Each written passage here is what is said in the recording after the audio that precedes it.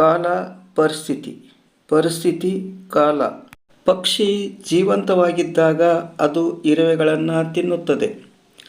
ಪಕ್ಷಿ ಸತ್ತಾಗ ಇರುವೆಗಳು ಪಕ್ಷಿಯನ್ನು ತಿನ್ನುತ್ತವೆ. ಇದೆಂಥ ವಿಪರ್ಯಾಸ! ಕಾಲ ಮತ್ತು ಪರಿಸ್ಥಿತಿಗಳು ಬದಲಾಗುತ್ತಲೇ ಇರುತ್ತವೆ. ಹೀಗಾಗಿ ಜೀವನದಲ್ಲಿ ಯಾರನ್ನು ಅಥವಾ ಯಾರ ಭಾವನೆಗಳನ್ನು ಹೀಯಾಳಿಸಿ ಅಪಮೌಲ್ಯಗೊಳಿಸಬೇಡಿ. ಜರಿದು ಮನ ನೋಯಿಸಬೇಡಿ ಯಾವುದೇ ಕಾರಣಕ್ಕೆ. ಇಂದು ನೀವು ಶಕ್ತಿವಂತರಾಗಿರಬಹುದು. ನೆನಪಿಡಿ, ಕಾಲ ನಿಮಗಿಂತಲೂ ಹೆಚ್ಚು ಶಕ್ತಿಶಾಲಿ. ಒಂದು ಮರ ಕೋಟ್ಯಂತರ ಬೆಂಕಿ ಕಡ್ಡಿಗಳನ್ನು ತಯಾರು ಮಾಡಬಹುದು, ಆದರೆ ಒಂದು ಬೆಂಕಿ ಕಡ್ಡಿ ಕೋಟ್ಯಂತರ ಮರಗಳನ್ನು ಸುಟ್ಟು ಹಾಕುತ್ತದೆ. ಆದ್ದರಿಂದ ಒಳ್ಳೆಯವರಾಗಿರೋಣ, ಒಳ್ಳೆಯದನ್ನೇ ಚಿಂತಿಸೋಣ, ಒಳ್ಳೆಯ ಕಾರ್ಯಗಳನ್ನೇ ಮಾಡಿ ಮೌಲ್ಯಯುತವಾಗಿ ಜೀವಿಸೋಣ.